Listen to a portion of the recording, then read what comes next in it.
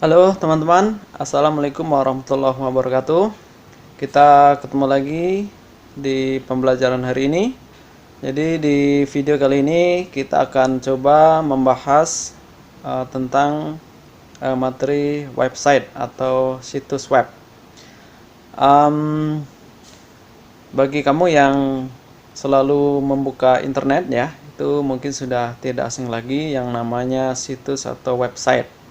Nah, tapi mungkin ada juga yang sudah sering membuka website ya, kemudian mencari informasi-informasi di internet, tetapi mungkin ada yang berpikir bagaimana sih cara membuatnya gitu. Nah, dalam materi website atau situs ya, itu arahnya ke sana, yaitu bagaimana kita mengenal ataupun mungkin dasar ya, mengenal dasar bagaimana sih sebuah situs atau website itu bisa diakses ya, dari awal membuat ya, kemudian proses pembuatannya sampai sebuah website itu bisa diakses oleh publik.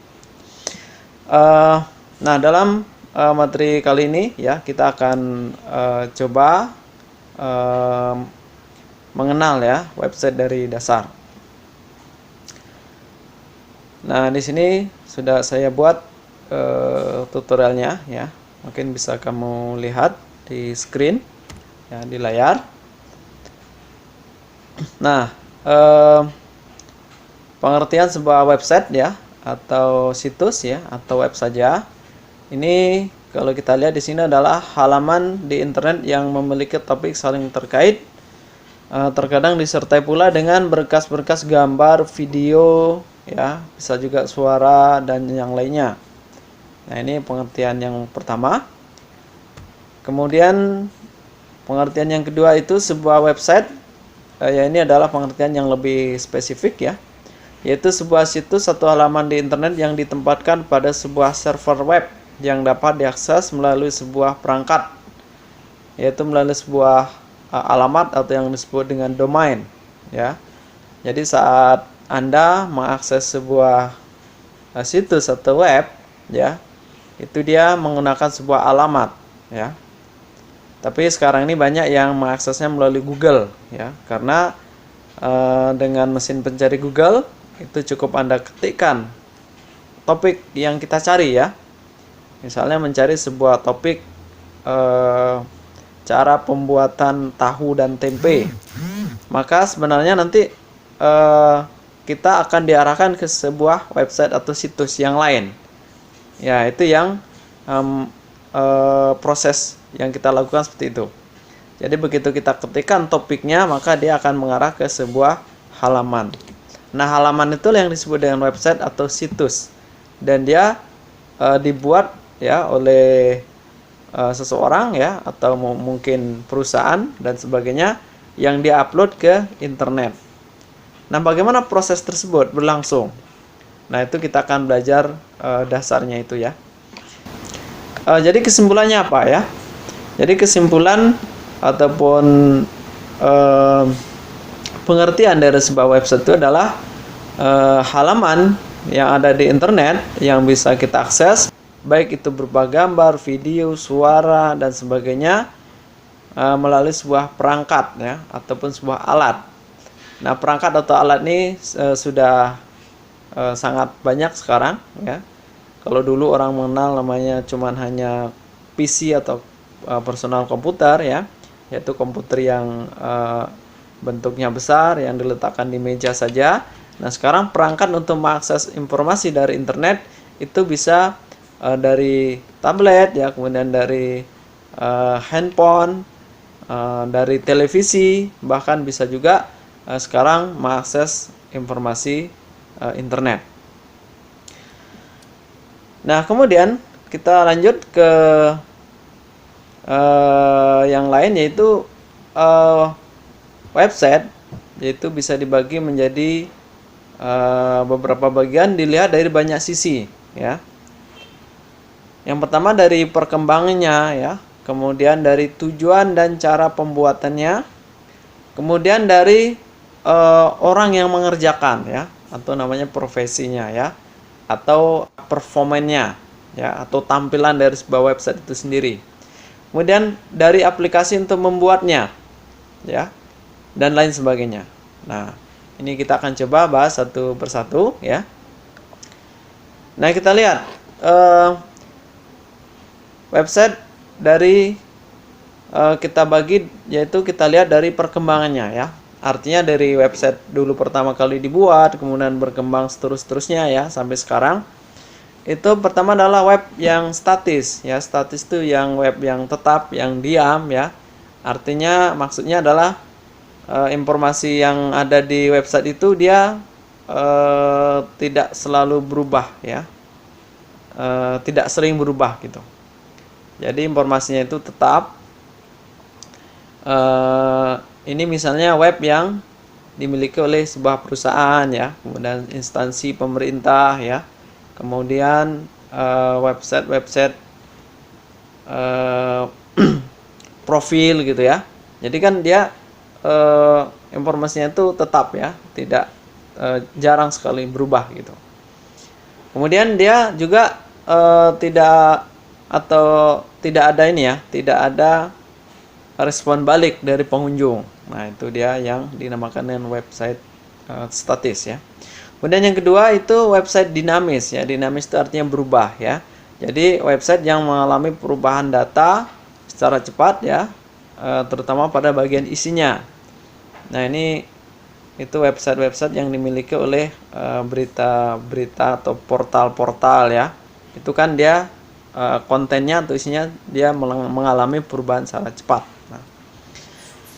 Kemudian yang ketiga adalah website interaktif ya. Interaktif itu artinya berinteraksi satu sama lain. Jadi pengunjung website itu bisa berkomunikasi secara langsung, berinteraksi, memberikan respon balik terhadap konten atau isi sebuah website ya. Nah, jadi ini websitenya itu biasanya sebuah komunitas ya yang ramai, sehingga pengunjungnya atau membernya itu dia bisa saling berkomunikasi sehingga informasinya cepat ya. Ini seperti website yang dimiliki oleh situs-situs komunitas gitu ya. Nah, kemudian sebuah website itu dilihat dari tujuan dan cara pembuatannya ya. Jadi ini berhubungan juga dengan proses pembuatannya gitu ya.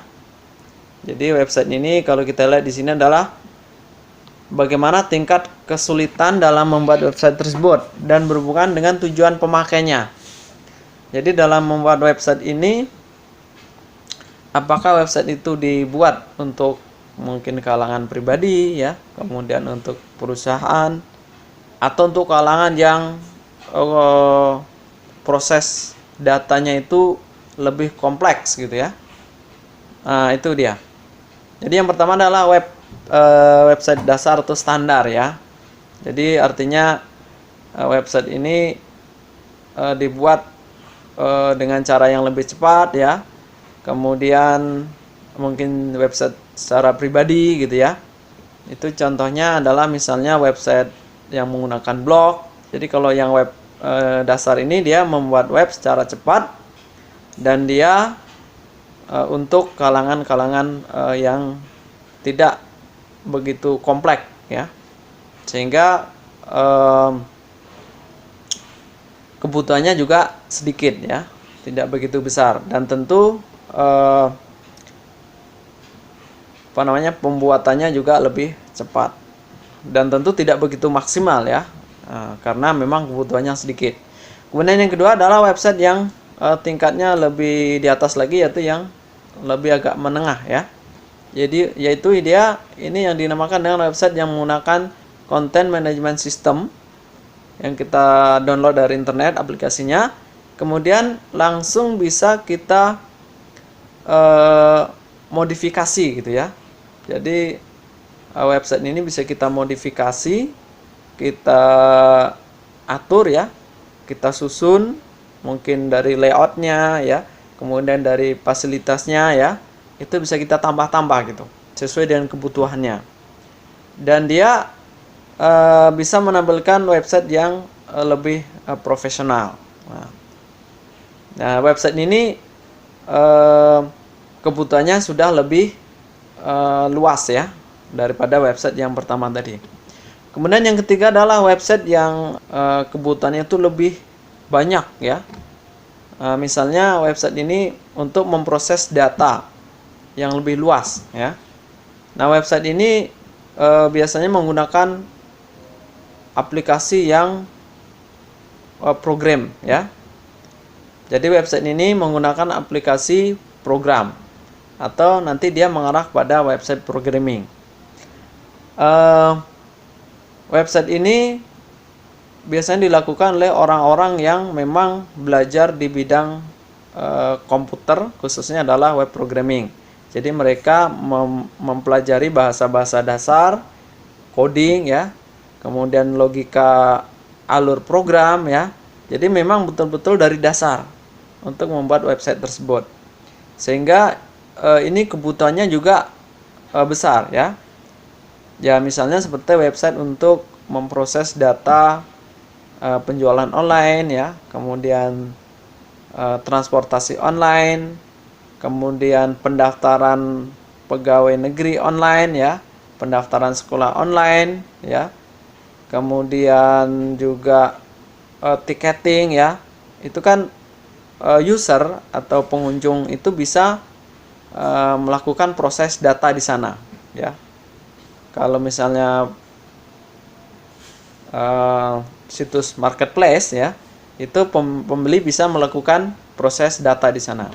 Nah, website yang seperti ini membutuhkan skill khusus ya, membutuhkan sumber daya manusia yang memang belajar di bidang itu ya.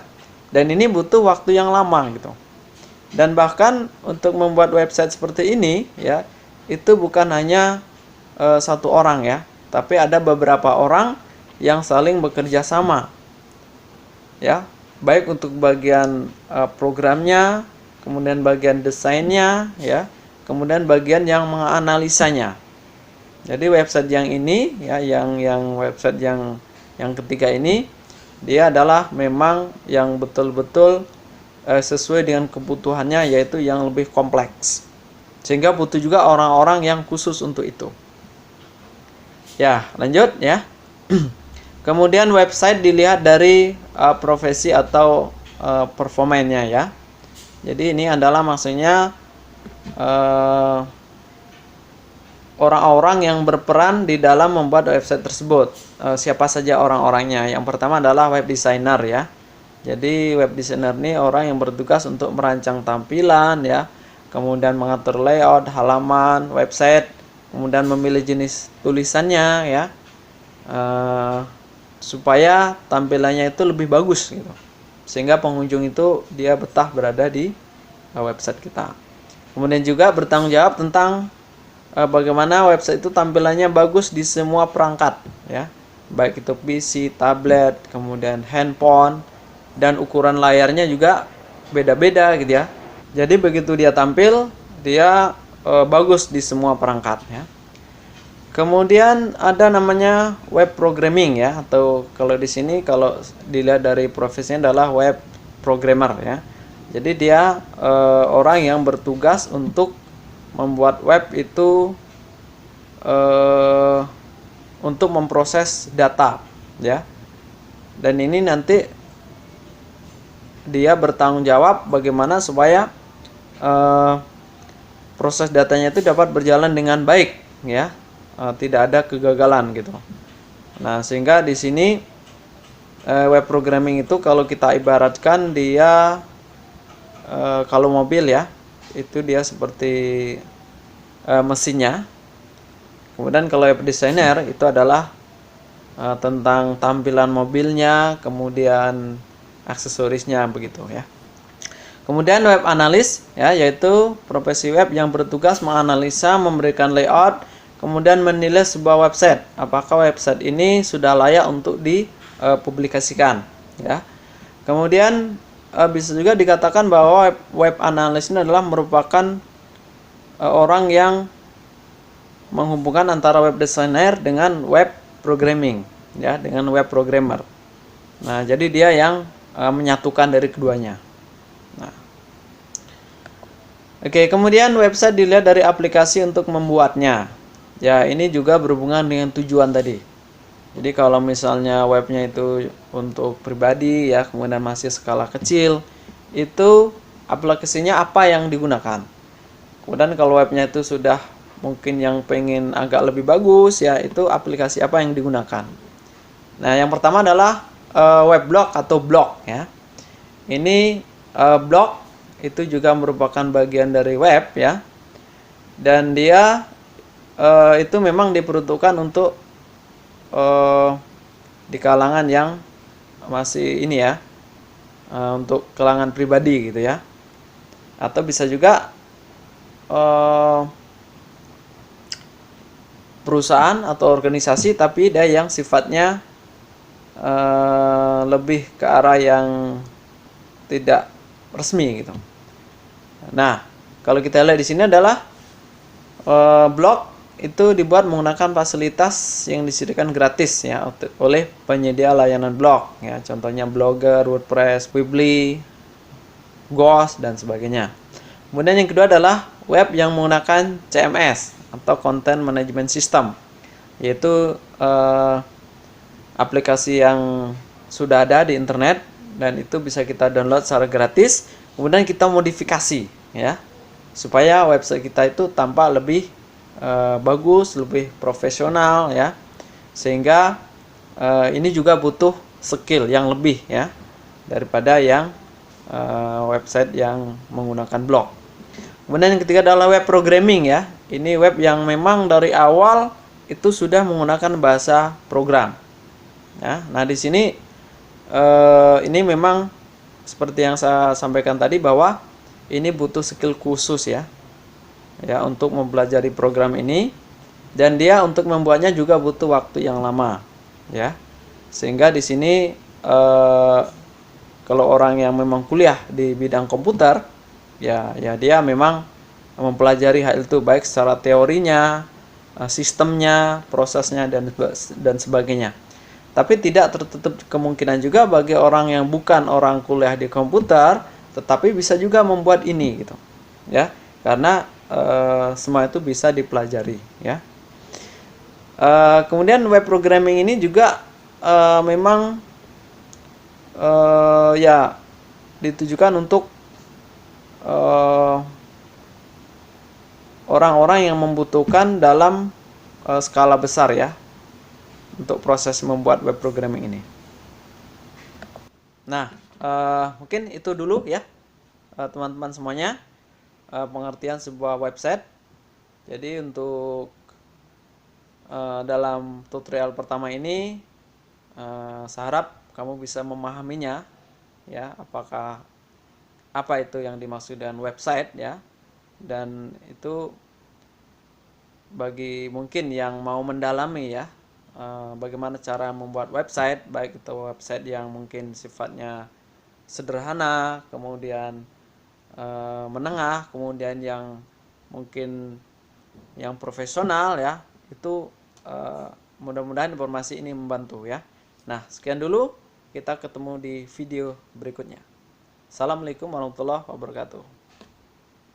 Bye bye.